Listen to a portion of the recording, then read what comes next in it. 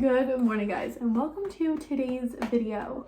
Lily girl and I just got home from dropping her brothers off at camp, and let me tell you, she hates the car. I don't know what it is. I can, as you saw, get her in her car seat if she's asleep. Like, I wore her this morning while I packed the boys' bags and got everything ready to go, and I got her in her car seat and she was still asleep. But the second that I click her into the base in the car, she shoots her eyes open and proceeds to scream for the duration of the car ride. And the mornings and even the afternoons, like drop off and pickup time for the boys' camp, just so happened to coincide with nap times for Lily, and it would work out if she actually slept in the car and took her nap then.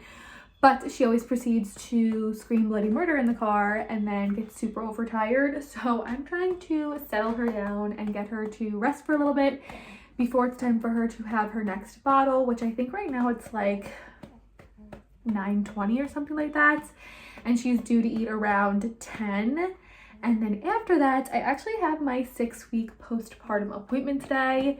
I actually had it scheduled for Monday and completely forgot. And my sister was still in town on Monday. She was actually leaving. So I scurried to reschedule that via text that morning. And then they just so happened to have availability today, which today's Wednesday. And so Lily girl and I are going to check out in a little bit and go to my 6-week postpartum appointment. I cannot believe that 6 weeks has flown by.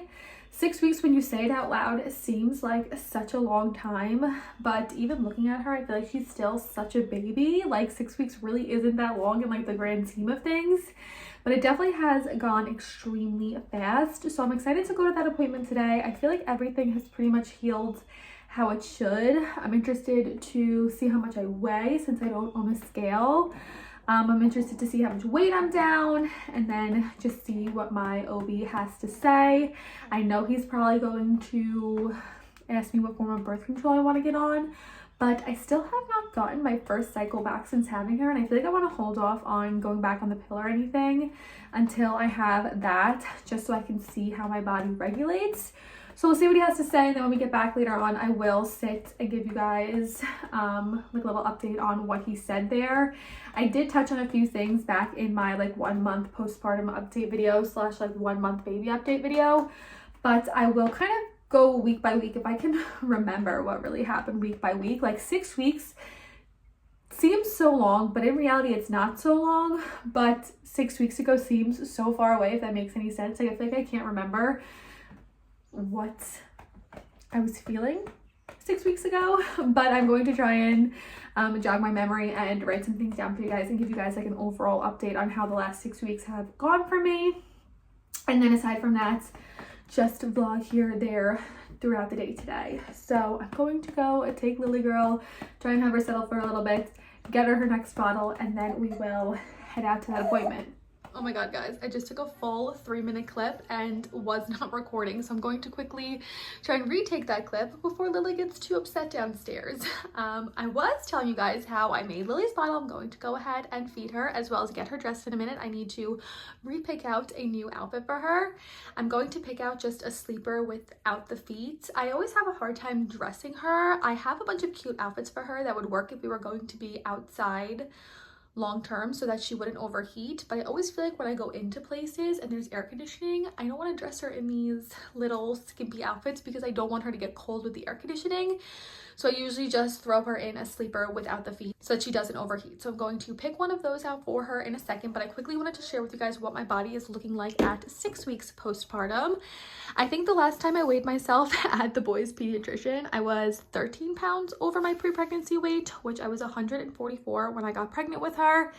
And so I believe I'm about 13 pounds up. I definitely still have a little bit of a pouch going on down here. It's a combination of extra weight, extra loose skin, as well as like my diastasis recti. My unitard is compression, so it is holding it in a little bit more than it normally would, but I can definitely tell this time around after having her, my skin is just even more looser than what it was after I had the boys, and my diastasis recti is even further apart. I'm interested to see what my OB has to say about that, as well as my umbilical hernia that I got after I had the boys. I do think it's something that I'm going to have revised at some point, so we'll see what he has to say about that. But this is what I'm looking like at 6 weeks postpartum, which overall I feel like is pretty good. I am going to work on this very soon. I feel like I've had no time to start working out because Lily is such a contact napper, but it is something that I know will continue to go down over time. I most likely will have to get the diastasis recti and the umbilical hernia revised, but I definitely still have some weight to drop from pre-pregnancy. All of my clothes so far are fitting pretty well. This is a size medium. Like I said, it is compression, so it is holding me in. The only thing I have not tried on yet are jeans or my jean shorts. I think I might just buy a pair of jeans in the next size up so that I don't have to stress about like squeezing into my jeans if I wanted to wear jeans and feeling uncomfortable. So I might pick up a pair of jeans just one size up for the time being until I can get down to my pre-pregnancy weight. But this is what I'm looking like. I feel like I'm feeling pretty good about where I'm at for being 6 weeks postpartum. This area here is just going to be the biggest trouble area for me. I feel like my arms look fine, my legs look fine. It's just my little belly that I'm going to have to, you know, continue to tone up and of course revise if and when that is something that I have to do. I definitely know I have diastasis recti and I know I have an umbilical hernia, so we'll cross those bridges when we get there. But I wanted to share what I'm looking like before heading into my doctor's appointment, which I do need to go ahead and feed Lily Girl really quick and then get her dressed so we can head out. I'm going to have her wear this one here. This is actually 0 to 3 months from Monica and Andy, and it's actually getting pretty tight on her. All of these here are either newborn or 0 to 3 month clothing, and everything is starting to get, especially the newborn, tight on her. I am surprised that 0 to 3 month is already getting tight on her. These are a bunch of her 3 to 6 month sleepers that are too big. She's in that like weird in between size. These are like the cute outfits that I'd put on her if I was going out somewhere and was going to be outside long term so that she didn't overheat. But I feel like in air conditioning, she would be chilly in this. So I'm going to put her in this sleeper with no feet. I definitely have to go through her dresser probably by the end of the summer. Like a lot of this stuff was preemie stuff that I pulled for her just in case she needed it. But obviously she didn't, being an almost 9-pound baby. So all this already needs to get gone through and rotated out. So that's something that I'll have to do towards the end of the summer. But this is her little outfit she's gonna wear today. I have her little bottle made and mixed already. She's actually laying, ow, I just stubbed my toe, ow. She's actually laying on the floor down here. So I need to go ahead, get her fed, get her dressed, and we need to head out.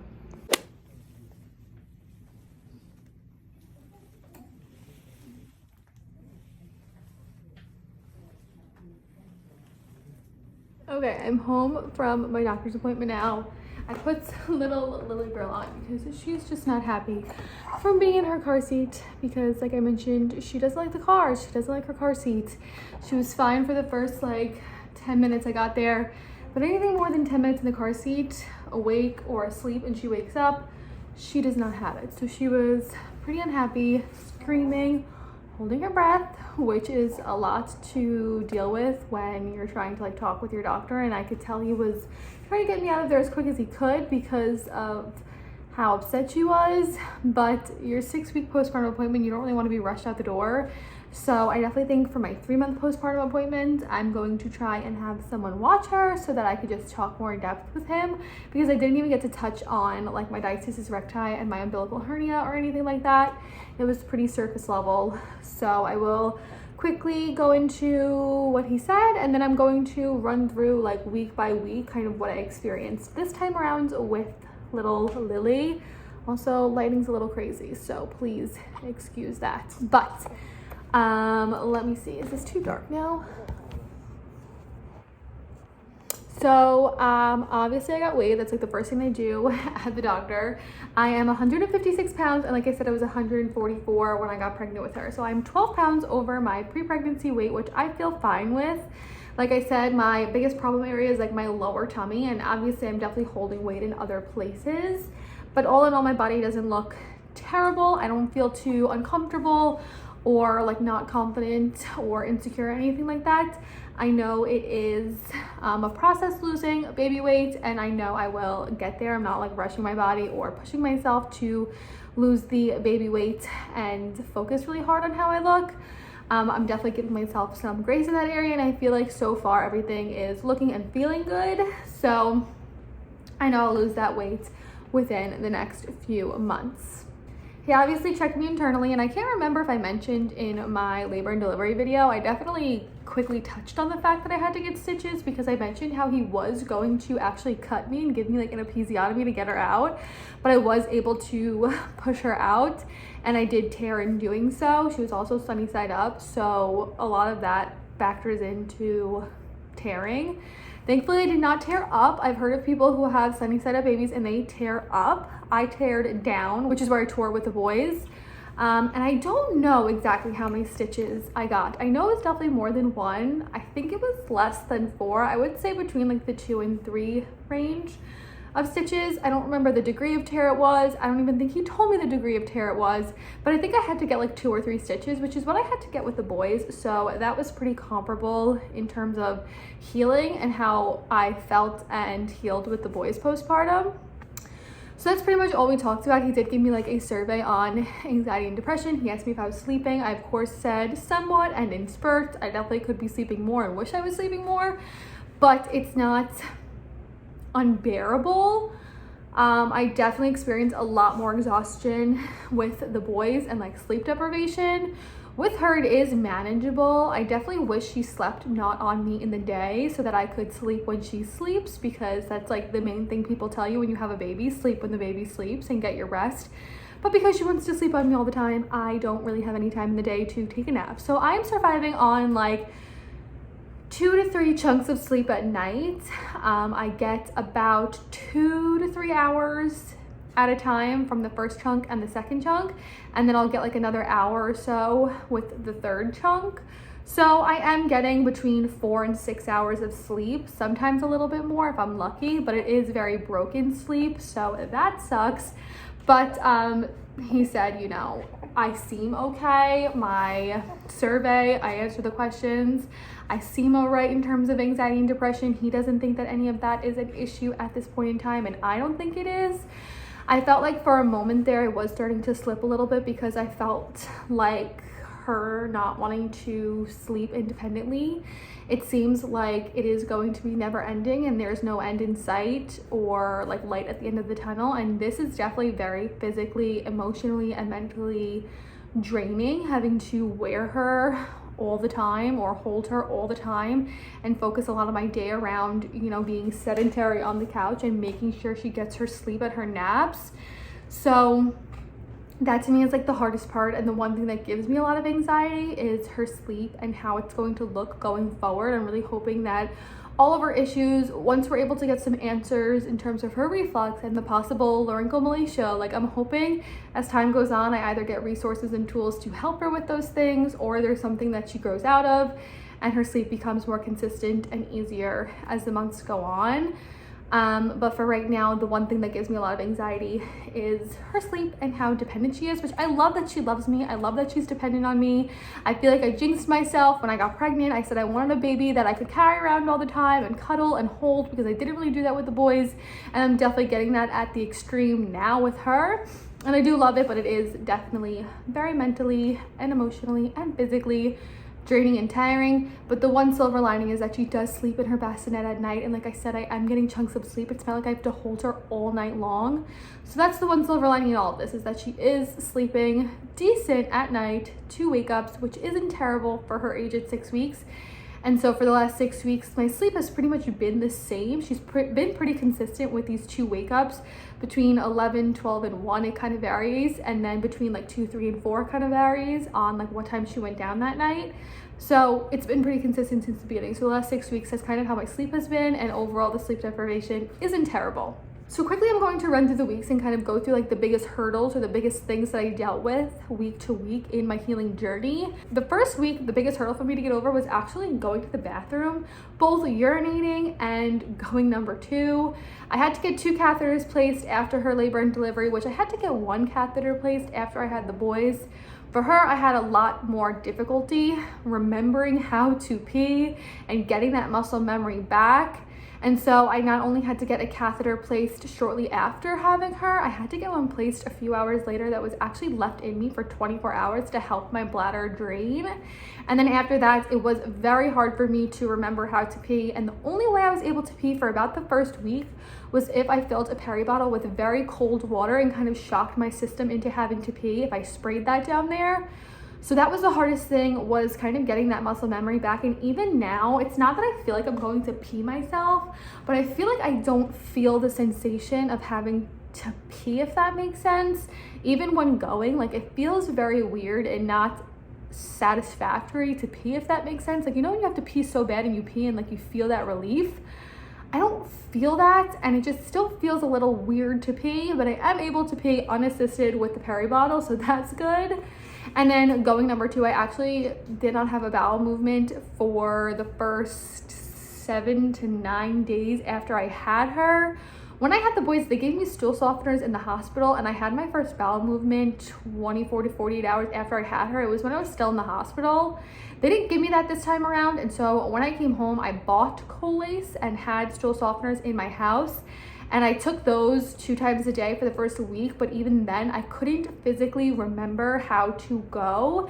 And because I was so uncomfortable and swollen in the front, like on my vagina, it hurt to push and strain. And I also experienced hemorrhoids in my delivery with her. And so those were a big factor in trying to have a bowel movement. Even now, I feel like I still have a bit of a blockage, if that makes sense.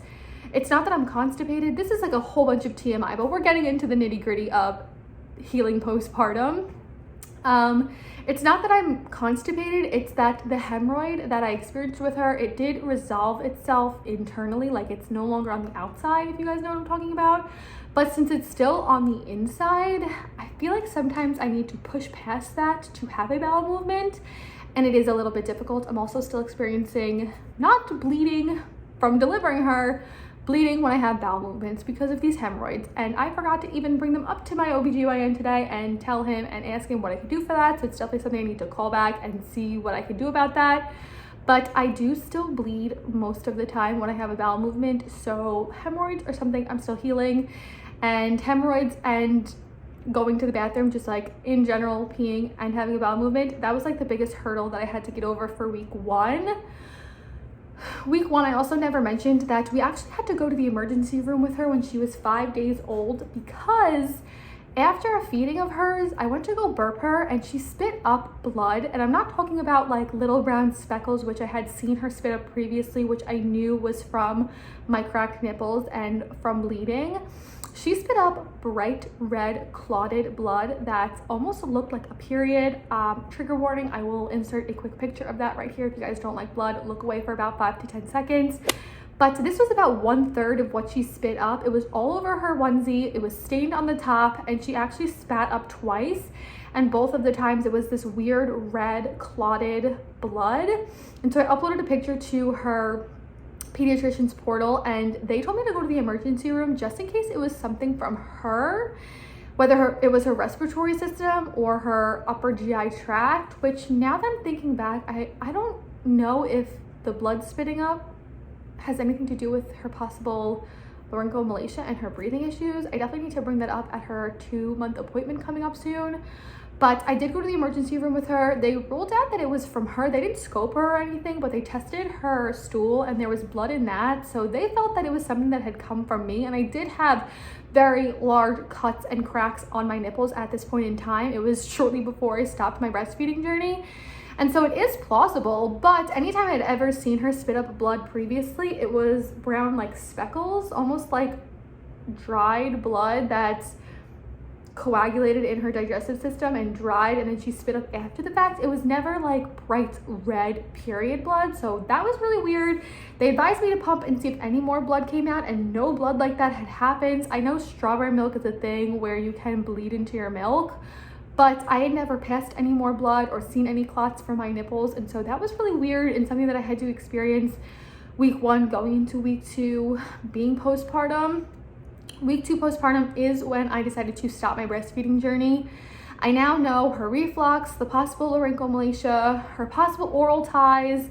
All of those issues that I'm still dealing with right now made breastfeeding extremely difficult, and I actually had really bad, cracked, painful nipples to the point where I despised latching her. I dreaded latching her. I would fake out latching her, like I would almost have her latched and then pull her off because I was so nervous about getting her on there. It was so painful. So that is what I dealt with week 2 postpartum, was the extreme pain on my nipples, the dread of breastfeeding, that mental toll that I went through my 2nd week postpartum. And then just about week 3 is when I decided to switch her over to formula. I combo fed for a short period of time until my milk dried up, and then we went exclusively over to formula, which is what she's on now. It took honestly only like 4 to 5 days for my milk to dry up, which just goes to show she really wasn't getting too much because of her poor latch. She wasn't able to pull the milk out and drain me completely. So I am confident in my decision to switch her over to formula.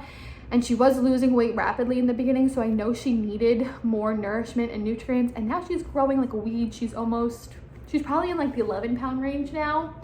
But that was a big mental hurdle I had to get over for week 3, was no longer breastfeeding, having my milk dry up. It was a little bit painful. I didn't experience any clogged ducts or anything like that, just some slight engorgement, and I used my Haka to release that, and then whatever I was able to get out I would like mix with her bottles. And so she was combo fed for an additional week after we stopped breastfeeding at the breast. I can tell now that my boobs just don't have as much volume as they did pre-pregnancy. I definitely felt like my boobs did not look like I breastfed twins, if that makes any sense, before I got pregnant with her. I felt like they still had some fullness. They weren't too saggy, if you will. Obviously, when you get pregnant, your boobs grow, and so they were very luscious and nice. But now that I'm not pregnant anymore and she's no longer breastfeeding and all of that has dried up, I could definitely tell that they've just lost a lot of volume.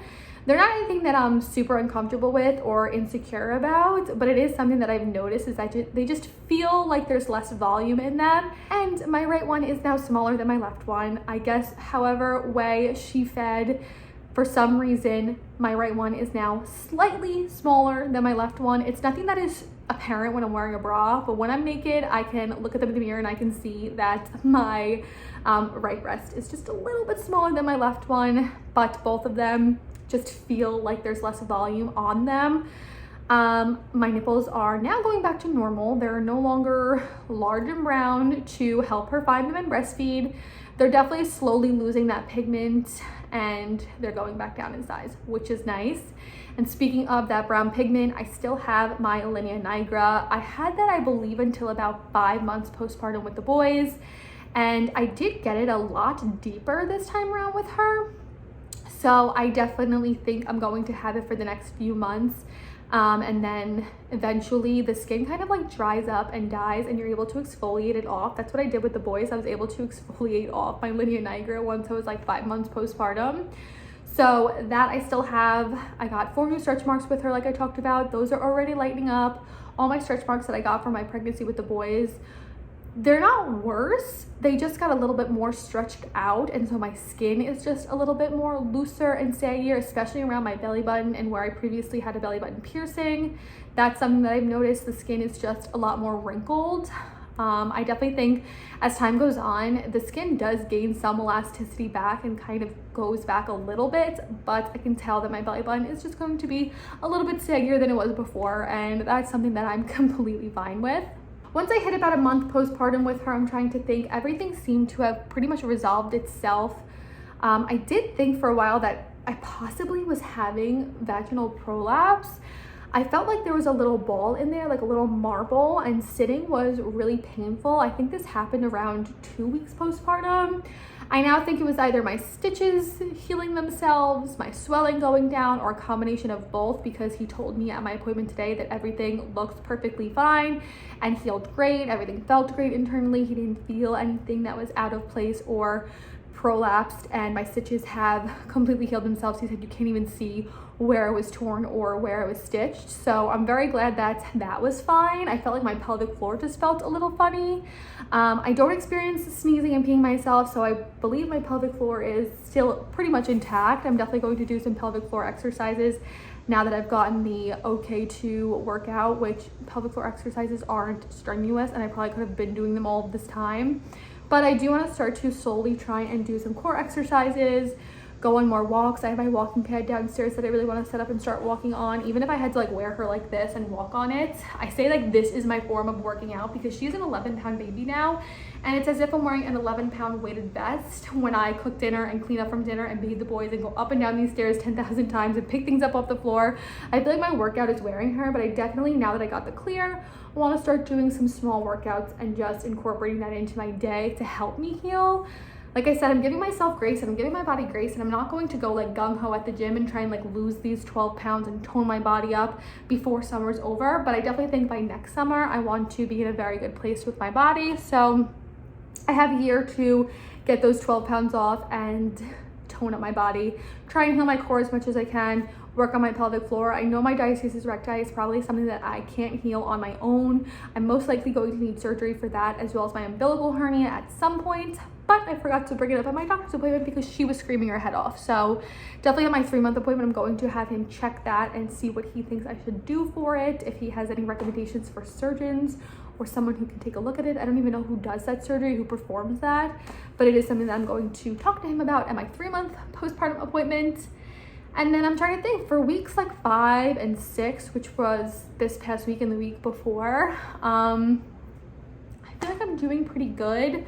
It's funny, I told Harris that it's crazy how your body can go from needing so much water. Like I was drinking 5 water bottles a day when I was pregnant with her, to now I drink barely 1. And the amount of food that I ate when I was pregnant with her, I felt like I was always hungry. And now my appetite has definitely dipped back down to almost being non-existent. I don't know if it's because I'm tired. I don't know if it's because she's always on me and I just don't have time to eat, that my body has gotten used to not eating.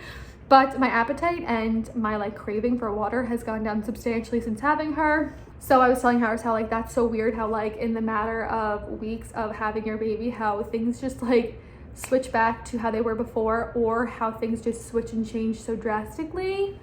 But I think that's pretty much it in terms of like physical healing. Everything feels good, and that's what I experienced postpartum. Emotionally, like I said, the hardest thing right now is just trying not to harp on the fact that all she wants to do is nap on me. I know they say you cannot spoil a newborn, but sometimes I feel like I am, because when I do put her down, all she wants is me. I definitely know I'm going to sleep train her at some point in the future, but for right now, I need to just accept that this is what it is. Definitely in my day, like I feel like I can get done what I need to get done in terms of like the little things. In the mornings I wear her so that I can get everything done for the boys and get them out of the house. In the evenings I wear her so that I can cook dinner and clean up from the day. Like I'm able to tackle what I need to get done with her on me and wanting to nap on me. So what I'm doing right now is like, what's the word I'm looking for? It's like doable and livable. I can exist like this, but long term, she definitely needs to get her sleeping sorted out. And so that's something that I'm definitely going to start to tackle around 3 or 4 months, and around 6 months, little girl will be sleep trained. And I don't want any negative comments or judgment in the comment section down below. Whatever your opinion may be on sleep training and sleep training methods, I sleep trained my older 2 and they are fabulous sleepers, and I'm a proponent on sleep training. So I know I'm going to sleep train her at some point. So for now, I need to just enjoy the snuggles and the cuddles, love the fact that she loves me and wants to be on me, and know that this is not long term. And I definitely think I have a bunch of doctor's appointments planned for her to try and get some answers and some tools and some help for her many issues that I think she's facing. So that's all I can do, is try and be proactive, get through each day, and know that the newborn trenches don't last forever. So now that I just spoke for 20 minutes straight, and I know that I already have a bunch of footage ready from this morning, I think that's going to be it for today's video. I hope you guys enjoyed. If you did, don't forget to give it a big thumbs up. If you yourself are freshly postpartum or in a postpartum journey, let me know how far into it you are. Are you 1 week postpartum? Are you 5 months postpartum? Are you 2 years postpartum? Let me know in the comment section down below. I would love to hear about that. So I hope you guys enjoyed today's video. And with that being said, I'll see you guys in my next one. Bye guys.